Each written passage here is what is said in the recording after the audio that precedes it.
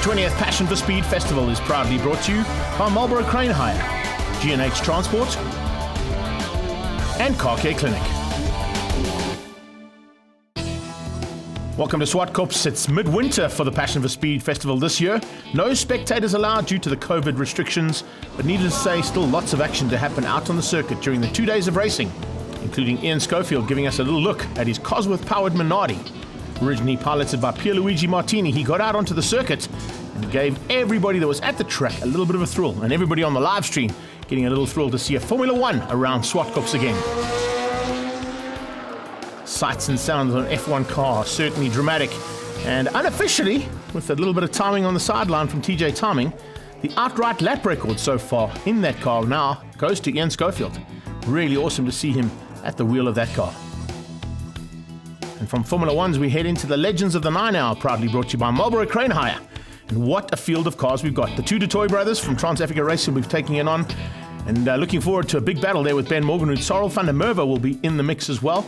He'll be piloting the NGK and Pablo Clark Galaxy. Ollie Broom in there as well. Look out for Jeff Kruger in the Camille Doering Motorsport Ford Comet. And also take a big look at Siya Fourie Jr. in the second of the Galaxies. We're on board with Van der Merwe as we head down towards turn 1. Detroit 1 and 2 heading into turn 1, and into turn 1 looks like a bit of a battle in the background as well with the under 2 litre class. Great to see some manoeuvres up there right from the word go from Mark Miller, but he's got Paige Lindenberg right on his tail. And look at this battle heading in there. The two big blocks of flats making their way out of turn 2. The Galaxies on the tail there of the Mercury and looking for an opportunity to get through there on that Chevy Nova, led out now by Jonathan Detroit. See just how hard he's having to work. This is Jeff Kruger's point of view. He's in the Mercury Comet a bit further back there. And that's how the Universal Motorsport man does it. Smooth and silky through there, but a little bit of... Oh, smooth and silky. It gets out of shape there for Siya Fourie Jr. He's got that big Galaxy lit up and it goes sliding into the barrier. Look at that, tagging the barrier and bashing it to the side. Not to scratch on the car, though. He just came out of turn 3, got the back end, stepped out, tried to catch it. It just went sliding along the dry grass and bang into the wall. As I said, not a scratch on the car, though. A little bit of damage to the wall. Speaking of damage, big damage being done now by Ben Morgenroth and by Jeff Kruger as they start to make their way to the front end of this field.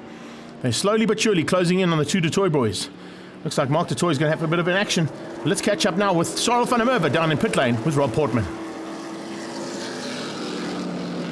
It cannot be a Passion for Speed festival here at Swartkops Raceway without chatting to the legendary Cyril van der Merwe. Supervan, you've got your Pablo Clark car here, you're all suited up, always excited to go out and drive around Swartkops.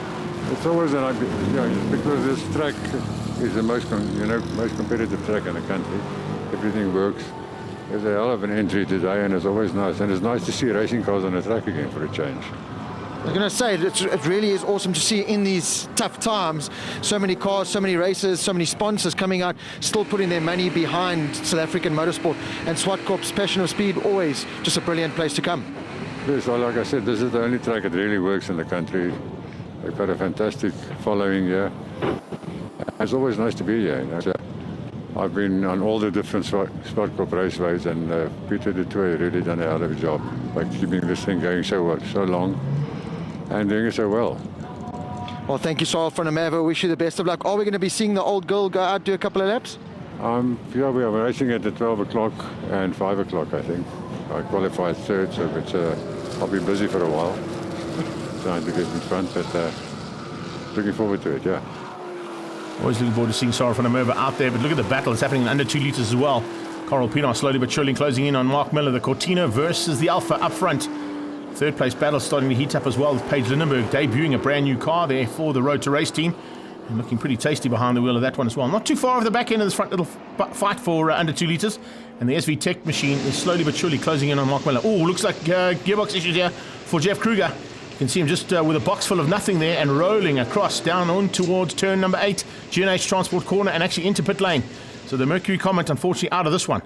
You can see a bit of recovery coming there from Siya Fourie Jr. He's got ahead of Paige Lindenberg. She's hanging on and in with a fight of her own there. And you can see just how hard she's having to work to keep out Rian Libber in the BMW. Ben Morgenroth has certainly got his intentions firmly set on Mark Detroit and on Jonathan. He's got through on Mark. He's finding a way up to the front end with only a couple of corners to go. The checkered flag is coming out on this one, and it looks like Ben Morgenroth is going to just miss out. Probably needed about 2 more laps to probably go for a run for the front end of the field. But you can see just how tight it was between those two. Checkered flag comes out, and it is Jonathan Detroit to take the first victory there ahead of Ben Morgenroot and Mark Toy for ZA. ZB went to Ollie Broom, beating out Paige Lindenberg, and the under 2 litres was Mark Miller, Carl Pienaar and Rian Libber. Let's catch up now with Jonathan du Toit after race 1. Famous du Toit name here at Swartkops Raceway. Driving these old classics, I can see you're exhausted. That must be a handful. Yeah, look, you can hear me panting, it is. Yeah, I mean, what a race. I mean, we had pole, which is fantastic, had a good start. Saw my brother was behind, and then Sorrel behind that. And I knew Sorrel was probably going to hold the guys up a little bit, so I put my head down because I knew Jeff and Ben were going to be quicker than me. But yeah, so just put my head down and kept going, and then I saw Ben got past Mark and he was hunting me down. I'm glad it was an 8-lap race, not a 10, because I think he would have got me if it was 10. Yeah, I think I have to agree with you there, Jonathan du Toit. 2 more laps, Ben Morgenroot could possibly be in the mix there and giving you a run for your money, but I think that might be the case now in race number 2. Morgenroot alongside Jonathan du Toit for the race start. Jeff Kruger and Seferi Jr. looking to come through and make up for lost ground after a bit of a dismal start there to the first part of the day's proceedings. But the lights are about to go out here, and it looks like we're going to be in for another epic battle in the Legends of the 9 Hour. As they head down into turn 1, good start there coming out of Ollie Broom just ahead of Paige Lindenberg. Lindenberg going on the inside of Carl Pienaar, looking for a chance to just squeeze up in between those under 2 litre classes with the ZB category. But you can see Jonathan du Toit hangs on to the whole shot, forces Ben Morgenroot wide through turn 2. Oh, du Toit sideways, getting it absolutely lit up through there with a little bit of cold tyres. That's not what you want to be doing, but that's exactly what these big Legends of the 9 Hour cars do. They slip and slide, and they start to really get into each other's mix as they get into the thick of it when we get into a race just like this. Here comes a big move from du Toit. Sorrel van der Merwe trying to outbreak him into turn 4, but Mark du Toit squeezes him out. Van der Merwe dives in behind du Toit now and heads up towards the top of the hill, following on the back end of that incredible Ford in front of him. And I tell you something, Sorrel van der Merwe's got his work cut out for him, because he's got Jeff Kruger and looks like a hard-charging Seferi as well. Junior wants to way past, and he wants to get up into this mix. Wants to make up for that lost ground after sliding out and damaging some Armco barriers in the first one. Oh, Jeff Kruger getting forced onto the dirt there as well from Van. Super Van is definitely having a great time of it so far in the Pablo Clark and NGK Galaxy as they come down. Oh, Mark du Toit with a hand up. That's a bit of a pity. Losing Mark du Toit so early on. Well, he's not lost, but he just pulls to the sideline with a bit of an issue. Maybe it's a gearbox problem. And a change up there between Jeff Kruger and Super Van. Here comes Jeff Kruger looking in the rearview mirror, but I was about to say, here comes Seferi. Seferi Jr. looking for a chance to squeeze through there. So Kruger versus Seferi Jr. versus Super Van. Kind of seen that on a few occasions, but this time it's Seferi Jr. at the wheel of that incredible Galaxy from Trans-Africa Racing. Jeff turns in, absolutely smooth and steady, but Seferi Jr. is slowly but surely starting to make a move onto the front, and he's actually got through on Van. So Frau van der Merwe drops back to the back of ZA, and now has to follow through on the leading Galaxy. Chevy Nova out front ahead of the Mustang, and then pushing hard is the Mercury Comet of Jeff Kruger. Has he got enough time to close in on those top 2? A little bit of a gap opened up here between the 2 Galaxies. As you can see Mark du Toit eventually pulling to the sideline. I was about to say Seferi starting to pull slightly away there from Sorrel van der Merwe. Van der Merwe now going to be into the clutches of Ollie Broom in the East Coast Classics Mustang. And looking for an opportunity now to be at the front end of this one. You can see just how hard they are having to push as they come down into the closing stages of this one. Mark Miller's car also under a bit of threat there from Paige Lindenberg. And it looks like Rian Libber hasn't been able to run with the Ford just ahead of him as he did in the first heat. So the BMW just dropping back ever so slightly. Not dropping back is Ben Morgenroot or Jeff Kruger. They're closing in on Jonathan du Toit now. Jonathan du Toit under big threat heading into the closing stages. You can see just how hard and determined Ben Morgenroot is driving. They have got absolutely nothing in it between them, and Jeff Kruger wants by as well. Remember, he had a little bit of a gearbox issue in the first one. Got it all sorted out now, and looks like the SV Tech boys have got it definitely sorted here for the second heat. He's going to have a go yet, Ben Morgenroot. Morgenroot shuts the door, has to go the long way around turn 2, which is not the easiest thing to do in these big cars. Morgenroot putting a wheel on the dirt, and a little bit of a touch, and I think a bit of a bump there between the 2 bumpers. The East Tennessee Motor Company Ford Mercury onto the back end there of Randfontein's finest. As they come up into the back straight, you can see Jonathan du Toit going defensive almost instantaneously. He gets onto that back straight, realizing the 2 Fords are coming, and they mean business. Morgenroot is in the thick of it here big time, and he's loving this, fighting it out here with Jonathan du Toit. He's done that on numerous occasions. He's done it with Jeff Kruger on numerous occasions as well. This time he goes onto the high side. Jonathan du Toit is late on the brakes in the Chevy Nova, and that Chevy is just keeping these 2 Fords at bay. But how much longer can Ben Morgenroot fend off Jeff Kruger's attack? He has a big look on the inside. Can't quite get there. Absolutely nothing in between these guys. Remember, there's 2 corners to go as they come to the checkered flag. Who's going to have what it takes on the brakes into the final corner? That's what it's going to be. As they come down towards G&H Transport corner, Morgenroot goes on the inside, has a look, but he's not close enough, and the door is firmly shut there by Jonathan du Toit. He's going to take a double victory. Morgenroot right on his tail this time, And right behind that, it's Jeff Kruger. So he was very lucky to fend off the intentions there of Morgan Root and Kruger, but a good win for Jonathan du Toit. ZB went to Oliver Broom one more time ahead of Paige Lindenberg, and under 2 litres went to Carl Pinar ahead of Miller. Siafuri, you've just come off track, and the first thing I asked you was that hard work? And you said, yeah, that was. Yeah, look, those cars are heavy.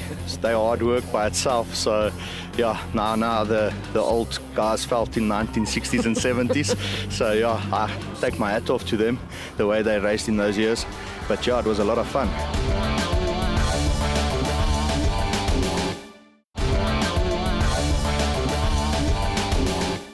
Welcome back to the 20th running of the Passion for Speed Festival here at Swartkops, the arena of motorsport just west of Pretoria.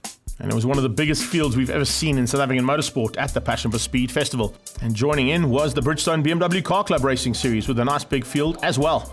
About to go to battle at the front end, and expected at the front end was a big one between Andreas Meyer and Adrian Dalton. Adrian Dalton got the drop, but Andreas Meyer seemed to have a bit of issues right from the word go, dropping right to the back of the field on the warm-up lap, and had to try and find a way through early on. Great to see the Pablo Clark entry there of Jackie Schechter in the Batmobile. And G&H Transport also giving an opportunity to the ex-CEO of BMW South Africa for a chance to have a drive there with Uli Sani. Once the extra shoes BMW hit the front, there was no catching Adrian Dalton, and he went on for a double victory on the day to take the victory in the BMW Car Club Racing Series. Let's move now onto the G&H Transport Extreme Supercars. Big fight expected between Lamborghini, McLaren and the Porsches at the front end.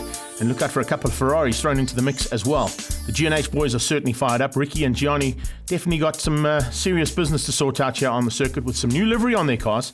And looking forward to a big battle at the front end there in the GT3 class with Greg Parton and Mark du Toit. Lights went out and women racing, an absolutely brilliant start coming out of the BMW of Paulo Arroyo. He goes side by side with Charles Arangis as they go down towards turn 2. And eventually just tucks in. Oh, and a big spinner right in the front of a big field of G&H Transport Extreme Supercars. Exo getting it completely out of shape there. Zolile Leclerc just got it completely wrong with cold tyres coming out of turn 1 and lit the back up of that McLaren and went spinning. Very lucky to be avoided by every other car on track. I don't know how he got missed there, but he certainly was definitely had luck on his side. You can see Gianni Giannacaro diving to go around his inside. He eventually had to tuck in, and so did Greg Parton, though he lost out a little bit of ground there, but eventually Giannacaro just squeezing through to get to the front end of the GT3s. Budnick now pushing hard for third place in the A+ category, and Mark du Toit right on his tail, leading out the GT3s with Gianni and Ricky Giannacaro coming along in the Lamborghini Trofeos. Those two Lamborghinis are going to be hard-pressed to kind of catch that Ferrari out front.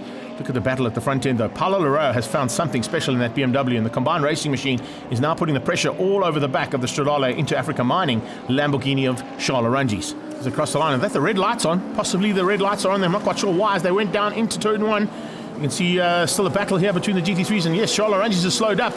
He slowed up dramatically. I think he probably saw the red lights and thought the red lights were on for a red flag situation. He slowed up pretty dramatically and still slowing, and now realizes, hang on a second, maybe it isn't a red flag situation. And he powers the Stradale Motorsport Lamborghini back into full gear. It's allowed Budnick through, and it's allowed Paulo Arroyo to take the lead. Look at the lead he's pulled. Absolutely brilliant stuff. He didn't hold back. Look at the big flames coming out of that V10 as it goes into the brakes into turn 4. That bucketless racing machine absolutely flying at the moment, but he has to because he's got big threat coming from behind in the form of Arangis. Arangis going to be later on the brakes. He can go extremely late on the brakes with that aerodynamic package on that Lamborghini of his, and he eventually slides through into second place. Now starts to look to make up the ground that he lost having looked at those red lights across the line, thinking there was a red flag situation. But here we go, back into full race mode, and he's now looking to close down on that BMW and bring Budnick along for the ride. Big flame out of the side of that car again. Looks like a change up in the fourth place overall, but the lead of GT3s for Gianni Giannacaro just in the background. And he's got head. Yes, in fact, look at that. Mark du Toit's dropped back dramatically. All three Lamborghinis have got through on him. Parton has now moved up into third place ahead of du Toit, and it's Ricky Giannacaro in second place. So Giannacaro is 1 and 2 on track for the GT3 class. Parton there in third with du Toit down in fourth. Not quite sure why du Toit's dropped back so dramatically, but he's down in fourth place now in the Ferrari. Looking to close in on the two Trofeos and on that Hurricane. And the Dry's environmental man, he's having an absolute blast out there at this point in time. I can tell you something, he's going to have his sights firmly set on Ricky Giannacaro, possibly even on Gianni. There's enough lap time still and laps in hand here to catch both of those cars ahead, and looking for a chance now to get to the front end of the GT3s will be Parton.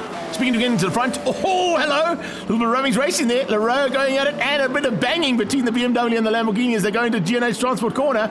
Nothing wrong, that's the way to keep the sponsors happy. Make sure you give all the action in their corner, and that's exactly what Leroux is doing here with Arangis.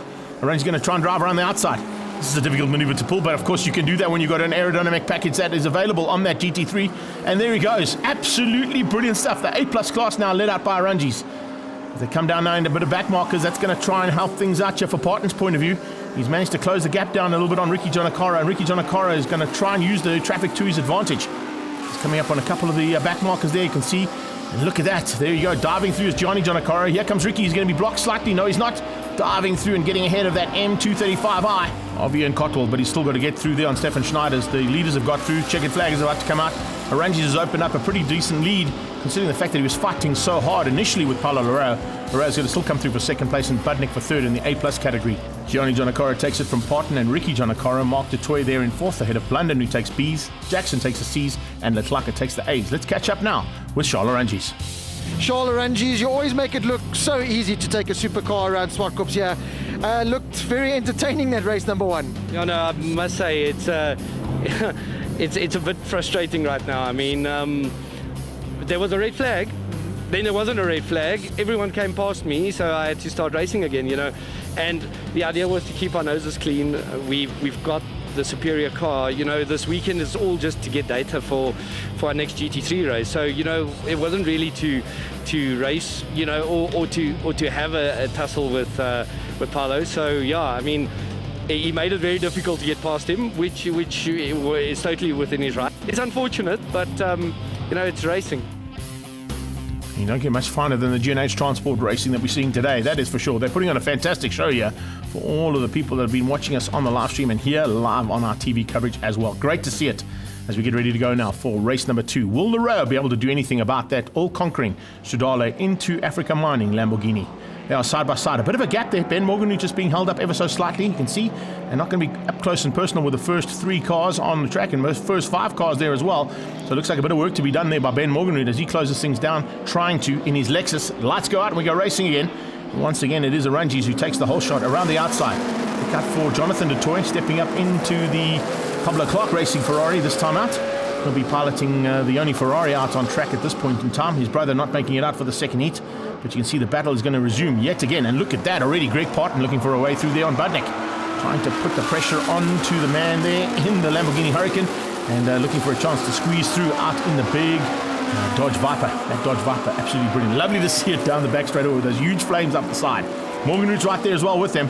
And Ben Morganhood certainly means business. He's running, of course, in Class A, looking for his first victory in Class A. He missed out on the first heat. He had some issues. And Zulile Letlaka, despite spinning out, still took the win in Class A in 10th overall. He comes up alongside. Here's Morganhood and Parton. Oh, Parton just opening up the door there. And Ben Morganhood says, thank you very much. I'll take that any day of the week.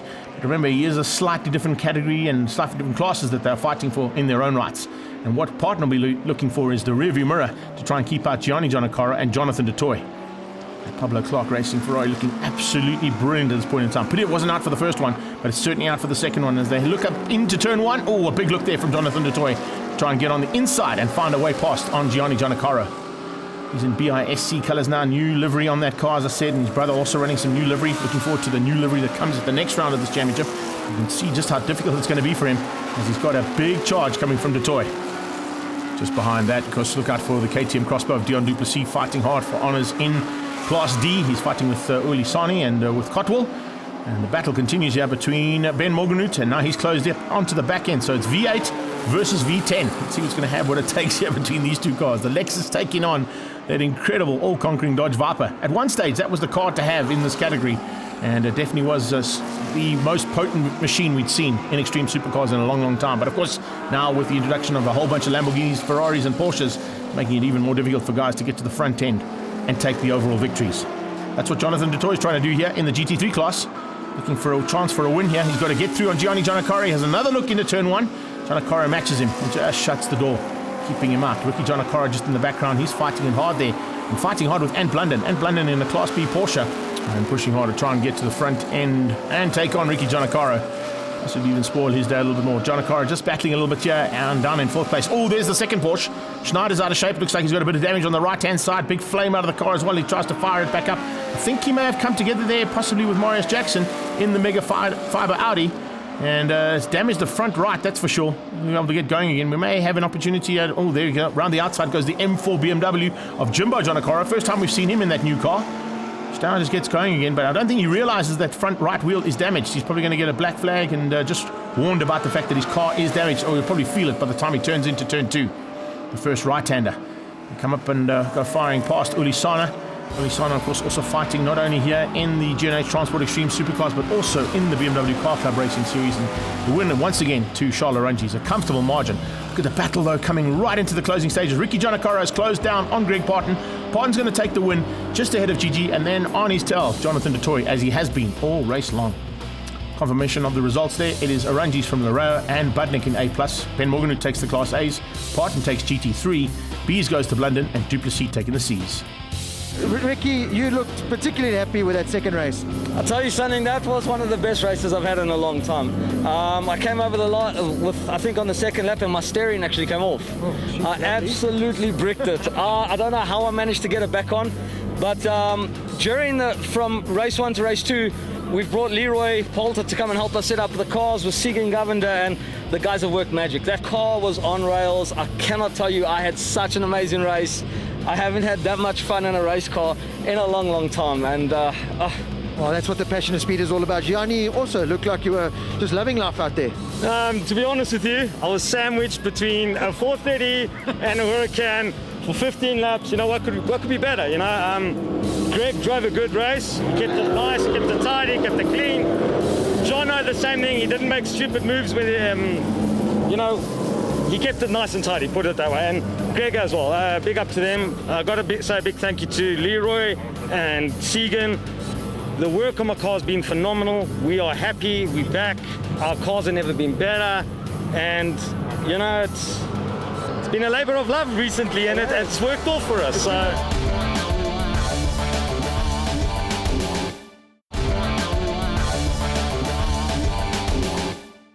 Welcome back to action from the 20th Passion for Speed Festival here at Swartkops. And if you look right, you're going to see the Metropolitan Police Department checking that we're sticking with the COVID rules, which is exactly what happened. And it was great to have Suzuki Alberton on board, sponsoring the Lotus Challenge. In the first race, Jeff Kruger had some problems right from the word go, literally pulling out of pit lane.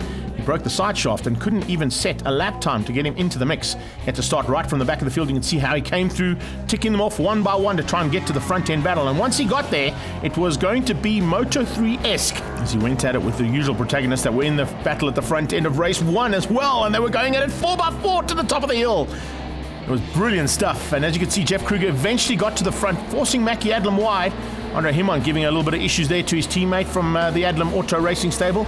Great battles further through the pack as well in Class L. It was Ben Knights taking on Wes Maxwell. But eventually a great return and 0 to 0 basically, or 0 to 0 there for Jeff Kruger, taking the second victory ahead of Mackie Adlam. The Lamar Sports and GT category was also going to prove to be an incredible day's racing. And great to see such a big field of cars making their way out now for what is going to be the epitome of the day with the Castrol TT. Big field, and James Temple looking to take on Josh Dovey. The two Dutoy brothers, Mark Miller and Peter Bailey, will be sharing a car. They'll be looking forward to pushing through as quickly as possible in that. And look out as well for a couple little giant killers in there too. Alan Garrow out there in his AC Cobra, Dirk Venter in the second of the Road to Race and Shelby South Africa entries. And then they expect a big battle as well as we see Miller and Peter Bailey behind the wheel of the Trans Africa Racing Shelby Daytona. Bailey giving a little bit of extra words there to Mark just before he gets out on track. It's a rolling start. It's the Dutoy boys who are on the front in their GT40, and alongside them James Temple. He'll be doing the duties all on his own. As soon as the lights go out, we go racing. And that's exactly what happens down into turn 1. And it's Dutoy around the outside to get the whole shot. Great start coming in the mid-pack as well. Look out for Robin Creel and John Kruger sharing the number 17. That's a little B8 Chevron as they go down into turn number 2. Dutoy hangs on. On the outside is Temple. Behind them you can see a good start coming out of the 6 car of Oliver DeLay and Keegan Campos, who will be sharing that car. It's DeLay at the wheel at the moment. Campos will be waiting in the sidelines to jump into that car a bit later on in the race. Good start from Tender Sharte as well in the AC Cobra Coupe. He's now moved up into about 6th place, just behind Josh Dovey, who pushes hard through there in the little Janetta. That's a little giant killer. Definitely a car to watch out for. Speaking of giant killers, we've got Kurbis and Willem Brits will be sharing their Porsche 911 RSR.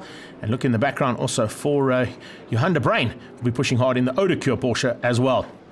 Great start from these guys. Absolutely brilliant stuff. And the 45-minuter, it's always been the one that everybody wants to win at the Passion for Speed festivals in the past. And on the 20th anniversary edition, it's certainly one that everybody wants Pity we don't have all the international competitors here, but they'll be watching this and thinking to themselves, this could have been absolutely brilliant with another 20 or 30 cars thrown into the mix. Here we go. Good move there from De Bruyn, diving through and getting ahead now of Mark Miller, or does he? Side by side, the little Porsche with that Daytona, but the Daytona should have a little bit extra power on the straight, and does. It just keeps De Bruyn out for now. Garrow on his tail as they go into turn 1. So it looks like Miller's going to have a bit of work cut out for him. And speaking of work cut out, this is a big move here from Oliver Delay. Early on as well, coming out of Ollie Delay. The Marlboro Crane High man looking for a way to squeeze through there on the Trans-Africa Racing boys. And Detroit just keeps him honest, but only just. So we've got GT40s 1 and 2 as they head down towards turn 4. On their tail comes the Daytona Coupe there of James Temple out of Road to Race and Lindenberg Racing. That Shelby SA machine absolutely resplendent as heads up to the top of the hill behind the two GT40s. And Josh Dovey right there too. Warren Lombard just slowly but surely starting to get to the back of that pack. Didn't quite mention him at the start, but he's taken a little longer than what we expected for him to get there. Remember, that's a man who led this race only 2 seasons ago as we got into the COVID scenario. Just before that, Warren Lombard had an opportunity of winning the race and unfortunately lost out in the closing stages. But we've got to change up for the lead. There you got Delay eventually to the front and Detroit down into second.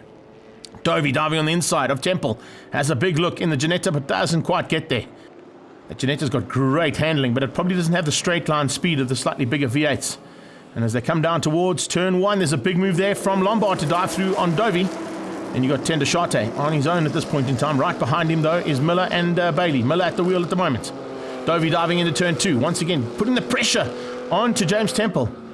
And Temple's going to have his work cut out for him. Very similar maneuvering coming out of those two, and great lines out of those two as well. Here we go on board. This is Jonathan Dutoy's point of view as he heads onto the back straight away. Remember, Jonathan and Mark Dutoy have won this race on numerous occasions and are looking to do it again here, particularly at the 20th anniversary edition. There's no doubt about that. It's definitely one you want to have on your CV. Having won the South African TT on a few occasions, the 20th anniversary one would be a special one to have, particularly down at Trans-Africa Racing. Looks like Delay has gone to second place. He's dropped back behind Dutoy again. And it's Temple starting to move ahead now of Dovey. Dovey has not been able to get ahead of James Temple, and neither has Warren Lombard on Dovey.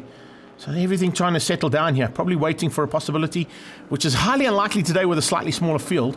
And a lot of other times in the South African TTs in the past, the guys have all waited for potential safety cars before they went in for their elected pit stops.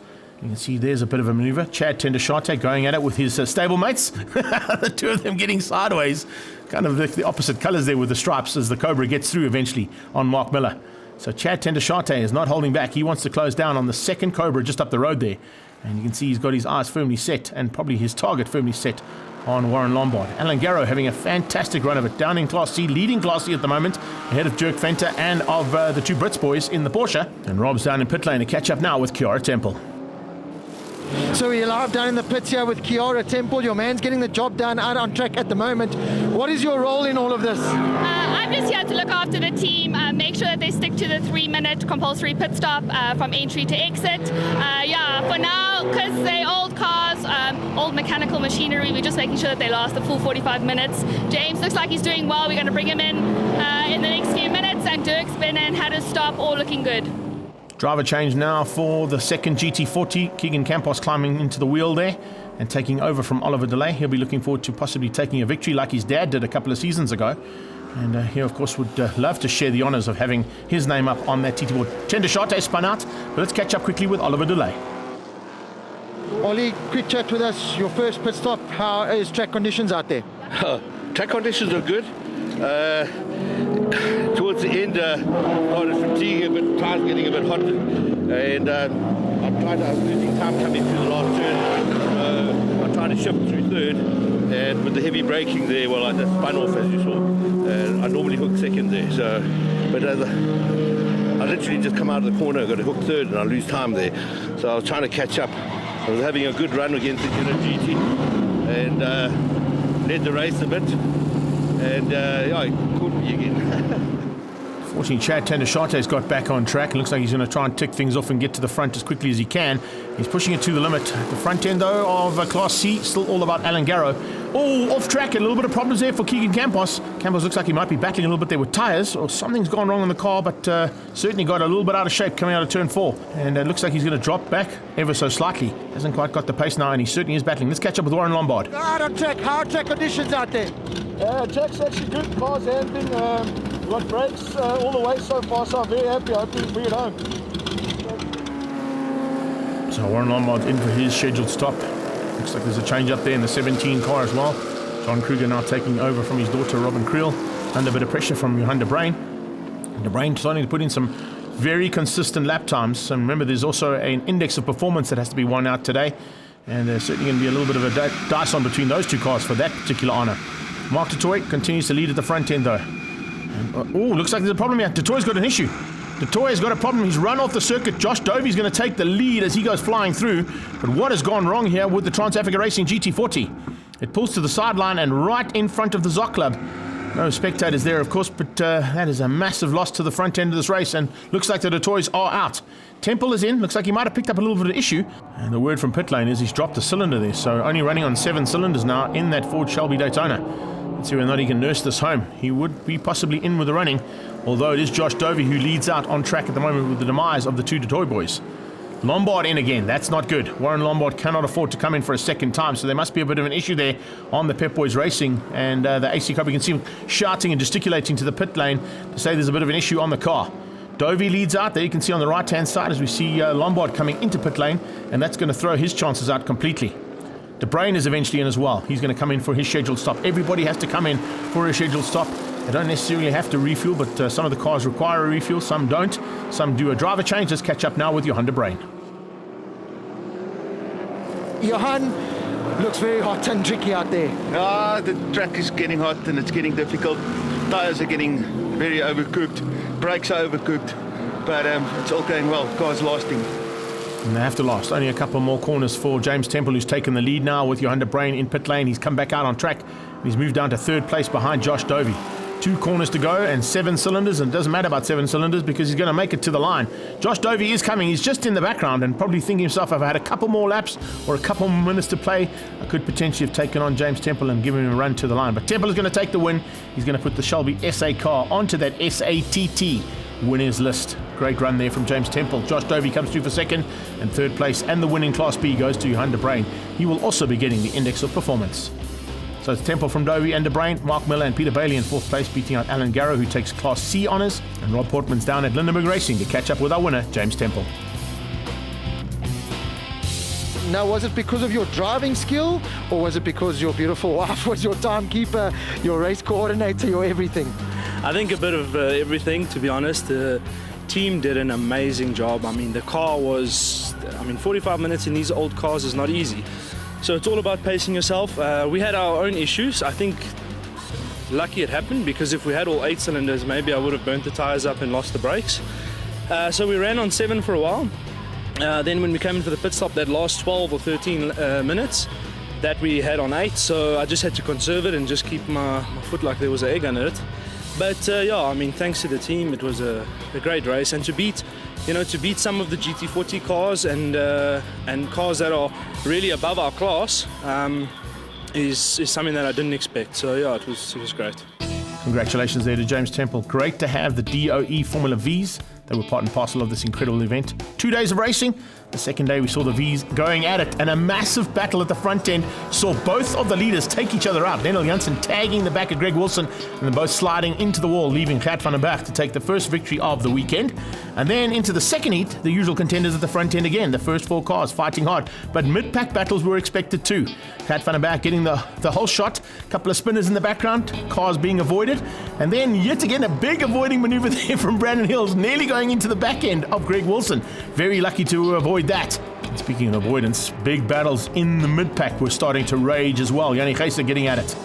Lionel Janssen eventually found a way through and said, come on, let's get going. I think there was a lot more than that. And then a massive crash of the weekend, in fact, as we got 2 of the back markers tagging each other. Car going straight into the side of Yanni Geyser. And very lucky for Gert van der Berg with no safety car or red flag. He took a double victory, but join us off the break for more action.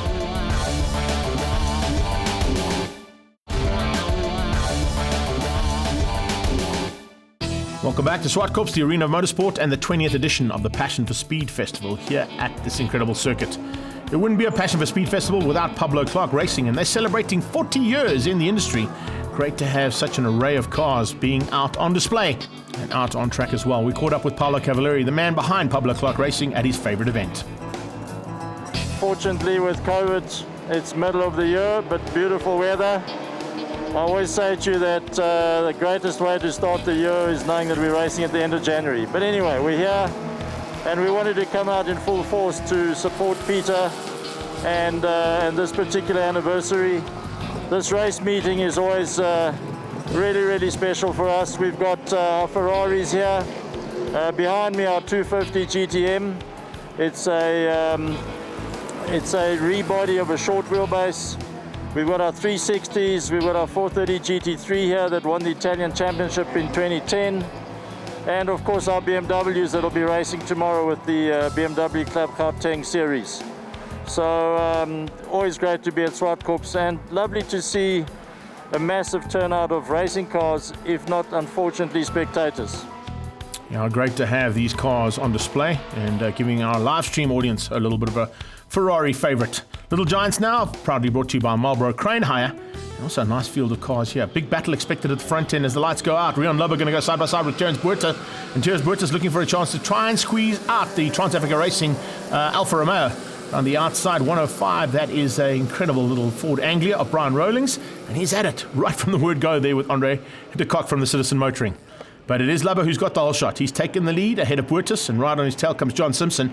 Simpson going to go out with Gary Stacey and look out for John Tendashate there as well. And looking for a chance now for that Ford Protea to be at the front end at the Passion for Speed Festival.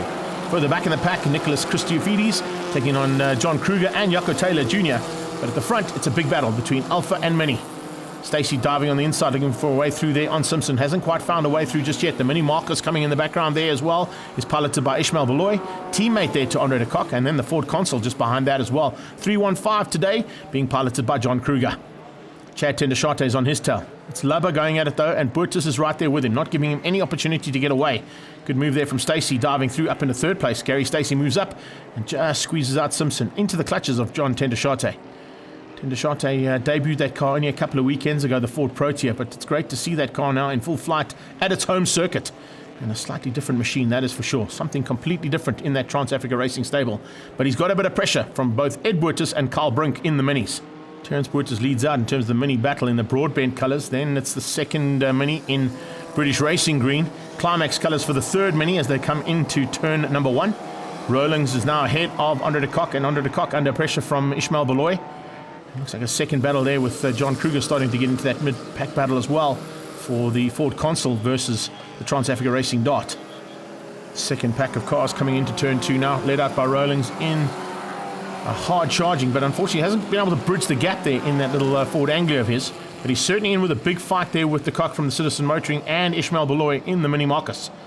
Now heading up to the top of the hill, still no changes for the lead. Rian Lubber just controlling things from the front end there. Absolutely brilliant stuff from him. Buertas in second and Stacey in third, but Gary Stacey starting to close in. Look at that, the front bonnet there, a little bit loose on the Alpha. Wonder if that's a concern there that Rian Lubber will have to have in the closing stages. It'll certainly be affecting him. He'll be looking under braking, particularly at the top of the hill. On the sideline though, John Kruger out. The Ford Consul just parked onto the inside of turn 5, right opposite the AMG Driving Academy. He climbs out the car. Looks like just a bit of an engine issue there for him. Checkered flag about to come out for race number 1. And Rian Lubber's done it all right. Gary Stacey having a last look here, but not quite close enough to get through there on Terence Buertas. So it's going to be Lubber from Buertas, and Gary Stacey will come through for third place. Great driving from Little Giants. Class A, top 3 overall as well on track. As the checkered flag comes out, Class B is going to go to John Tendashate. He'll beat out Eddie Buertas and Brian Rowlings. And he comes across the line, and a nice debut there on the home track for the Ford Protea. He, as I said, beats out Carl Brink and Eddie Buertas. There is confirmation of the official results. Lubber from Buertas and Stacey, ahead of John Simpson. And there was John Tendashate who beat out Carl Brink and Eddie Buertas for Class B. Heading straight into race number 2 now, on another start here for Rian Lubber as he goes at it with Buertas down into turn 1. Buertas a little bit quicker off the line this time. Simpson goes with him. And around the outside comes de Kock and Rowlings side by side as they were in race 1. Can Andre de Kock possibly squeeze out that Anglia and get through there in the GSM Dart? Late braking from Eddie, and late braking from Terence Buertas as well as he dives onto the back end of Rian Lubber. Much better start this time from Stacey. He's not holding back. And here comes Carl Brink. Brink on the inside of John Tendashate. Try to put that Mini on the inside early on. You're going to have to follow the Ford Protea all the way through as he did in race number 1. There we go, 3x3 onto the back straight. As they head down into turn 4, late braking from Lubber will just keep him at the front end. Stacey keeps out Simpson. De Kock gets ahead of Rowlings. Mini Marcus now moving slightly quicker and a little bit higher up than what he was earlier on. And speaking of higher up, Chris Williams and Brian Fraser also slightly higher up there in the shoestring racing car as they make their way up to the front end. Nice battle here between Gary Stacey and Boertus. Stacey now slightly higher up as well, up into second place, and Boertus down into third, fighting with Simpson. Very tough little fight there between the two of them, and no holds barred there from John Simpson as he squeezes through into third. He drops Boertus down to fourth. Boertus wasn't troubled at all in the race number 1. He certainly got a lot more trouble here in race 2 and about to get a bit more of it with Tender Shate right on his tail. Another lap completed with Lubber at the front. Stacey in second and Simpson in third. The mini of Boertus there into the 4th spot. So a bit of work now to do for Terence. Tender Shate ahead of Brink, ahead of the second of the Boertus boys. Climax Racing Mini. Then it's the Cock, Rowlings, and 165 Williams and Fraser just behind that. Rowlings goes flying through turn number 1 there in the 105E. That's why he's got 105 on the side of the door. And if you're around at that stage, definitely probably your first car ever. Definitely made for the masses was the 105E, and of course even made more famous by the Harry Potter films.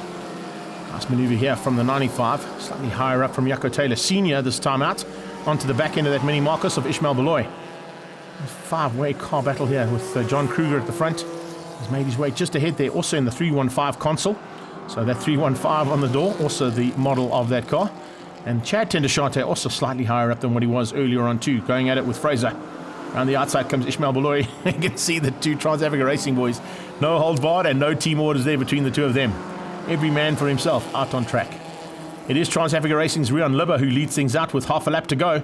I don't think Simpson is going to be able to catch him, and possibly going to have to hang on for second place with Stacey in third. So you're going to have Alpha 1-2 here. So the Alfisti, if they were here, would be happy about this. But I think Rian Lubber has had a great day in the saddle there in that Trans-Africa Racing Alpha Julia as he goes down there. And that is really something pretty special here for the celebration of the 20th anniversary of the Passion for Speed Festival. And, of course, Peter du Toit's racing stable getting a victory in the Little Giants. Make that a double victory as Rian Lubber crosses the line and takes the win for the second time ahead of John Simpson and Gary Stacey. Good drive there from Stacey, much better from him. Boertus seemed to have a little bit of issues in his Mini, but in Class B, it was John Tender Shate to beat out Carl Brink and Eddie Boertus. There's confirmation of the results. Lubber, Stacey, Simpson, and then it was Tender Shate from Brink and Eddie Boertus. De Kock down in 7th, ahead of Rowlings, Kruger, and Chris Williams. Join us after the break for more action from the Passion for Speed Festival.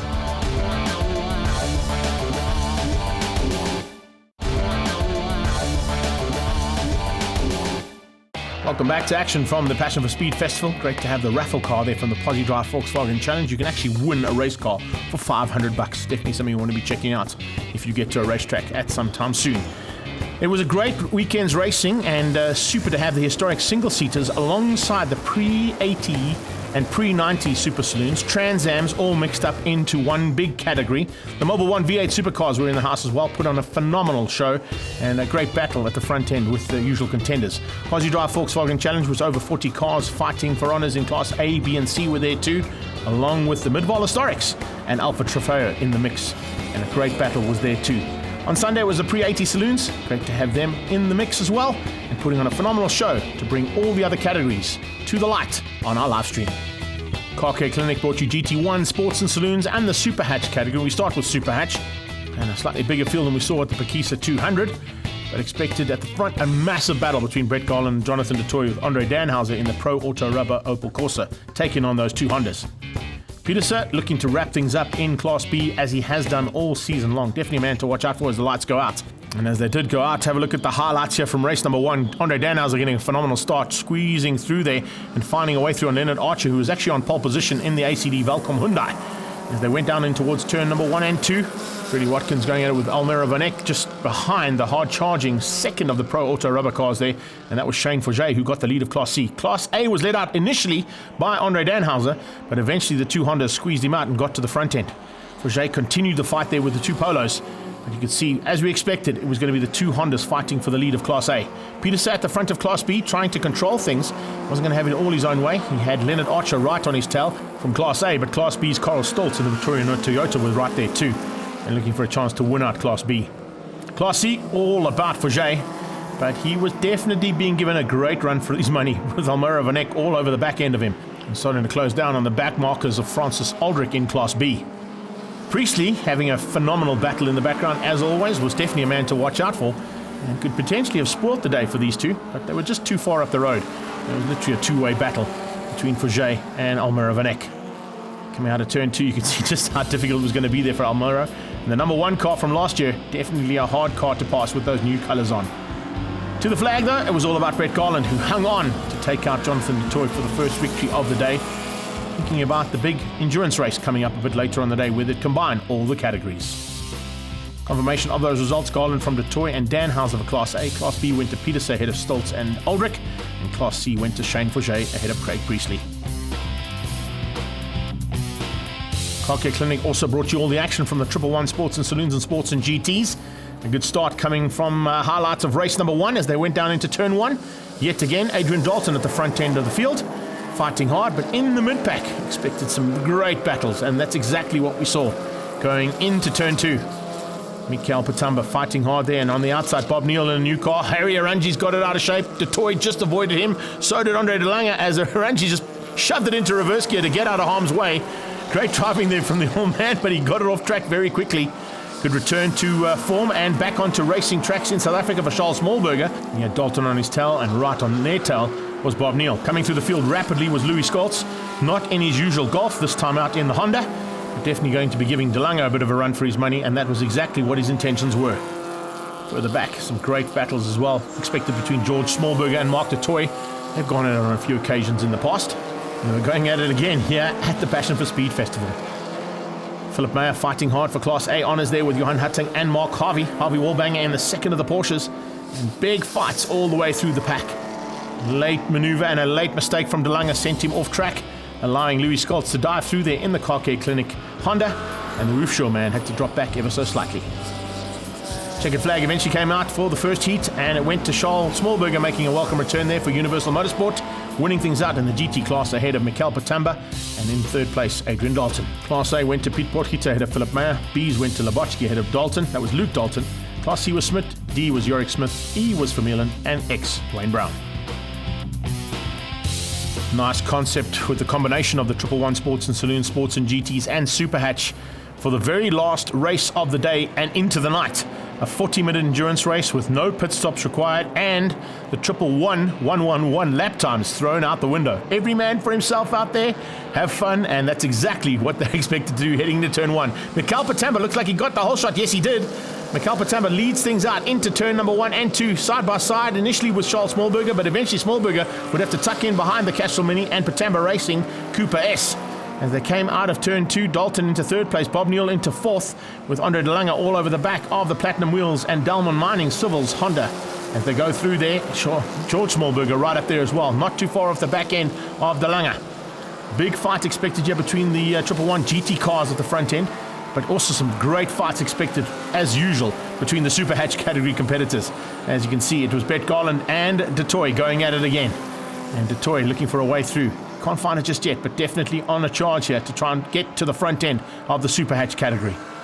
Super Hatch was Garland and du Toit further back. Also Stoltz taking on Ishmael Beloy and Labotsky for 111 Bs as well as Super Hatch Bs. All the B-class categories starting to get into the mix. 186 at the front end as well, looking very good from the initial start was Johan Hutting with Philip Meyer right on his tail. And Meyer pushing it to the limit to try and close that gap down. Look how it's closed down at the front though. Smallberger's hit the front, and Patamba's into second place with Dalton and Neal right there. 4 cars going at it, and we've had this for about 4 or 5 laps. Absolutely nothing in it between those guys at the front end. Brilliant stuff, as always, for Car Care Clinic. And what a concept here to go from sunset into the dark, with the help of Hermoinsa and Chris Davison and his team, supplying some floodlights right the way around the circuit, giving us an opportunity to see all the action that was happening right in front. An absolutely brilliant action, as you can see. Heading back into the battle here for Class A Super Hatch. Du Toit with 1 headlight on there. You can see he's going to battle a little bit with only 1 headlight. Looks like Garland's got no tail lights either. So it's going to be even more difficult for him. You have to be well aware. Look at these brake discs heating up under the braking up into turn 5. Mikael Patamba under massive pressure now from Dalton. Dalton looking for a way through. He dives on the inside. Looking to get through. Can he get through? No, he tags him. Oh, Dalton slamming into the side of Mikael Patamba, taking out the rear end and then forcing off the track even more. Adrian Dalton's holding no cards back there, that is for sure. He dives up the inside trying to get through for second place and forces his way through, putting Mikael Patamba, the junior driver, one of our youngest drivers in this field, off track and onto the dirty stuff. Bob Neal nearly able to capitalize on that and get through, but he hasn't been able to do it just yet. He comes alongside Dalton for turn 1. Batamba's back on track. He's down in 4th. Smallberger goes into the pits. Looks like for a quick splash and dash there for George. I think he might be running a bit rich, but he's back on track, as you can see, and going up the inside of Aldrich, trying to close down there on Philip Meyer. So just a quick in and out there to his stable to get a little bit extra fuel to get him to the end of 40 minutes. Maybe they didn't put enough fuel in at the start of this race. You can also see how the bright lights from behind are starting to become a big factor now. A couple of cars running additional lighting to what they would normally run on their cars, but it's certainly becoming a massive factor, and definitely have to keep an eye out. Oh, we got a spinner. We got a spinner right on the main straightaway, and looks like checkered flag possibly going to be coming here as well into the closing stages. Everybody would have seen that car, and unfortunately with those bright lights that have been provided by Hermoinsa, they've seen the car that is on basically the finish line. The checkered flag is on standby. It's come out, and it looks like it's going to go to Charles Smallberger. He's taken the victory ahead of Bob Neal. Mikael Patamba is going to come through for 3rd place, just getting through on Adrian Dalton in the closing stages. Hutting takes Class A, Laboski B's, C's goes to Smith, Rainer van Heerden takes the D's, E's for Milan, Yakaru takes the X's, and in the Super Hatch, De Toy, Stoltz and Van Eck, your top 3 in each of their categories. Let's catch up now with race winner, Charles Smallberger. Yeah, it was quite something. My first ever night race, and the first couple of laps, we had a massive dance for the lead. We were 4 cars, the Mini, the Golf, and the Honda and me. And it was quite intense, going through the traffic and, just check in your mirror, they blind you from behind. Quite a different experience, but a lot of fun, eh? I enjoyed it, yeah, very good. Brett Garland had a phenomenal battle with Jonathan Du Toit. Let's find out how it went.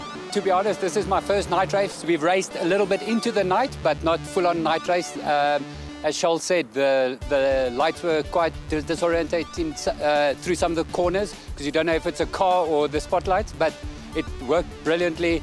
I believe I came second to Jono. He drove well, but it was a brilliant race. Thanks a lot to all the sponsors.